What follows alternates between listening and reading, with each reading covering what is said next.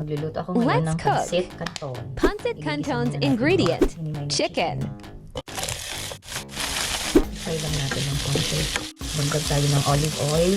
Okay lang na mamantika kasi olive oil naman siya. Mamaya mawawala yun.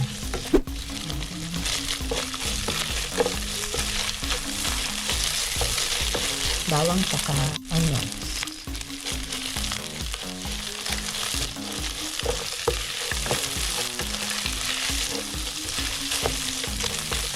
Gawin lang natin translucent yung parang luto na ng konti yung sibuyas. Bago lagyan ng oyster sauce.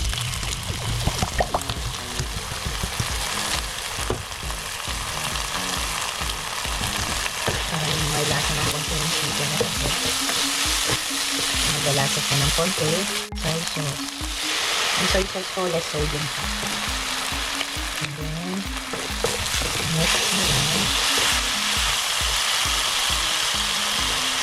brown pepper.